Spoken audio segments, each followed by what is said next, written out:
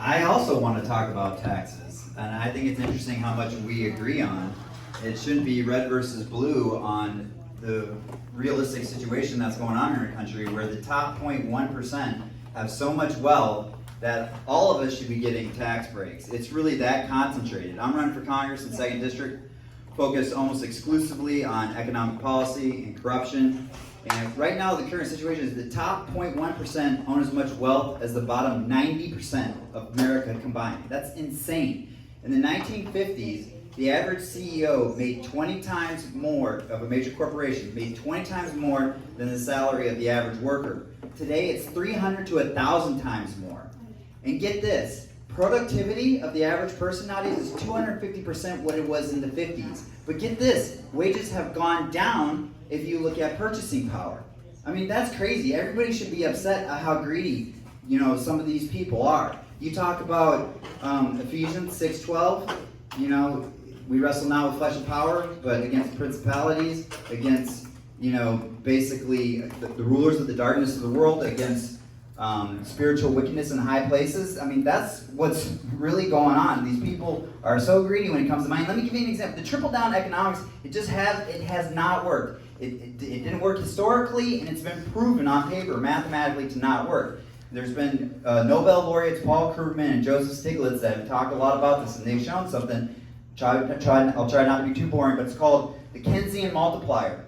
And what it is basically, you're the average dollar for your next dollar, the rich save 90% and 90 to 100% of it, whereas the working class individuals, they spend 90 to 100% of their next dollar. So real quick example, let's say I give Leslie, let's say you find $100 in your shoe, right? Okay, and let's say you're not rich. You're going to spend most of that. So let's say you spend 100 of it. It goes to Gary. Gary, he's not rich. He's got to spend that 100, so he throws it over to Teresa. Teresa, she's not rich. She's got to spend it. So that's the average GDP of this room is therefore $300.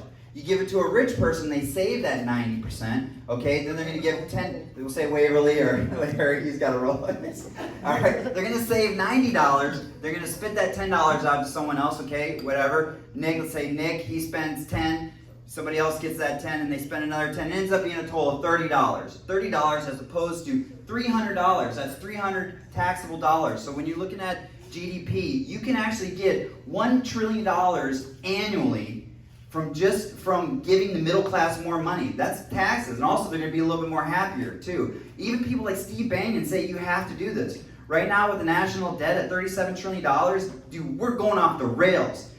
The rich are getting too greedy. There's too much, spiritual wickedness in high places. It's not sustainable.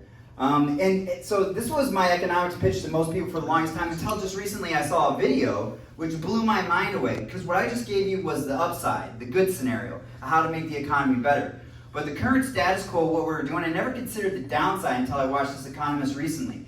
And what's going on is, even though our GDP is growing, the national pie is growing at about 3% per year, the piece that the rich have is growing disproportionately. It's growing faster than the pie is growing.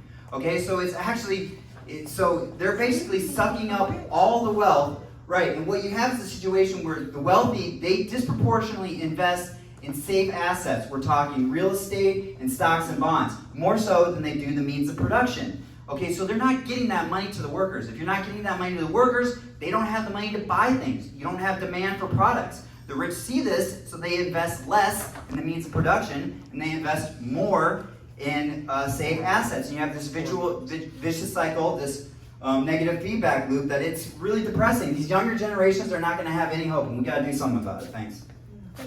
Thank you.